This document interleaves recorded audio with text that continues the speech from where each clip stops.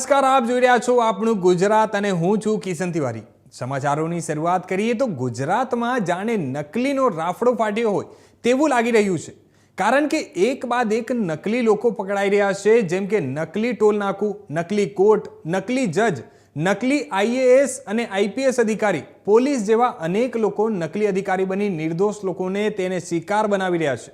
ત્યારે રાજકોટ ખાતે પણ એક નકલી કોચ હોવાની વાત સામે આવી હતી। આ તકે ઇન્ડિયા ન્યૂઝ દ્વારા ભોગ બનનાર બાળકના પિતા સાથે વાત કરતા બાળકના પિતાએ જણાવ્યું હતું કે જે રાજકોટની સૌરાષ્ટ્ર યુનિવર્સિટીમાં પીએચડીમાં અભ્યાસ કરતા પ્રજ્ઞેશ ગઢવી નામના યુવક દ્વારા મેઘાલય ક્રિકેટ ટુર્નામેન્ટના કોચ તરીકે ઓળખાણ થઈ હતી અને જે બાદ મેઘાલય ખાતે એક ક્રિકેટ ટુર્નામેન્ટ યોજાવાની છે, જેમાં અમેરિકા, ભૂટાન અને ભારત સહિતના બાળકોની નિમણૂક કરવામાં આવવાની છે તેમ કહી કુલ 15,000 રૂપિયા અમારી પાસેથી લેવામાં આવ્યા હતા અને ગત 21 તારીખે સવારે એમનો ફોન આવ્યો કે જે ટુર્નામેન્ટ કેન્સલ થઈ છે અને આગામી દિવસમાં યોજાવાની છે। તેથી અમે થોડા દિવસ રાહ જોઈ, પણ 20 થી 25 દિવસ વીતવા છતાં પ્રજ્ઞેશ ગઢવી નામના ખેલાડી દ્વારા કોઈ જવાબ નહીં મળતા અમે તેમને ફોન કર્યો અને ફોન પણ બંધ કરી દેતા એમના પર શંકા થવા માંડી હતી અને જે બાદ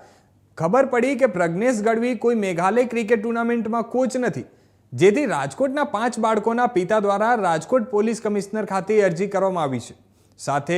આવા લેભાગુ તત્વો પૈસા માટે બાળકોની અમૂલ્ય જિંદગી સાથે ખિલવાડ કરી રહ્યા છે, તેવા લોકો ઉપર રાજકોટ પોલીસ કડકમાં કડક પગલાં લે તેવી પણ માંગ કરવામાં આવી છે।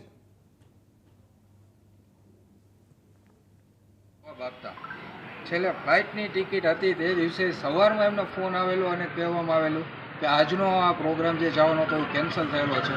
હવે આપણે ભવિષ્યમાં આવશે,